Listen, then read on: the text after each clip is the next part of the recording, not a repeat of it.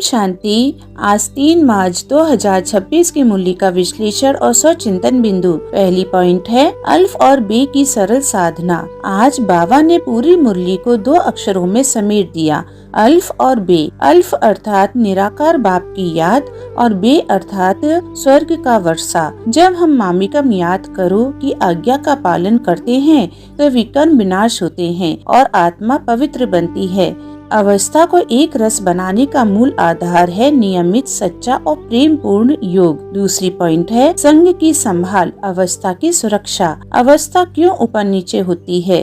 क्योंकि संग का प्रभाव बहुत सूक्ष्म रूप से पड़ता है। जो ज्ञान योग में स्थिर, सेवा में तत्पर और सकारात्मक हैं, उनका संग हमारी स्थिति को ऊंचा उठाता है। जो व्यर्थ आलोचना या उल्टी सुल्टी बातें करते हैं, उनका संग हमारी आध्यात्मिक ऊर्जा को कमजोर करता है। इसलिए बाप की स्पष्ट आज्ञा है, संग की संभाल करो।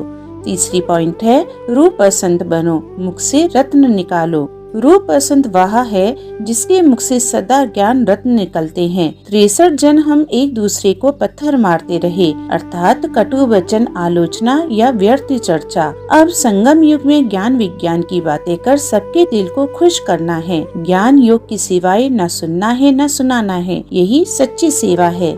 चौथी पॉइंट है बाबा का सच्चा परिचय, महान सेवा। जब कोई आत्मा सेंटर पर आती है तो पहले उसे यह समझाना है कि वह किसके पास आई है। हम गुरु नहीं है, सतगुरु एक ही निराकार शिव बाबा है। वही सर्व का सतगति दाता है और ब्रह्मा द्वारा वर्षा देते हैं। सबसे बड़ी सेवा है बाप को याद कराना और वर्षे का अधिकार दिलाना। आज बाबा ने वरदान दिया है, नॉलेज द्वारा रावण के बहु रूपों को जानकर उसकी अट्रैक्शन से मुक्त रहने वाले हिम्मतवान भव। रावण केवल एक रूप में नहीं आता, वह कभी मान, कभी मोह, कभी लोभ, कभी आकर्षण के सूक्ष्म रूप में आता है।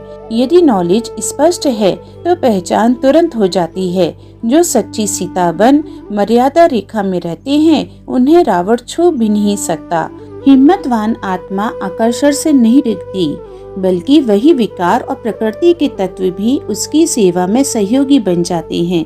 स्वचिंतन बिंदु है, क्या मेरे मुख से सदा ज्ञान रत्न निकलते हैं या कभी कभी पत्थर या व्यर्थ वचन भी निकल जाते हैं? मेरी संग मेरी अवस्था को ऊपर ले जा रहा है या नीचे?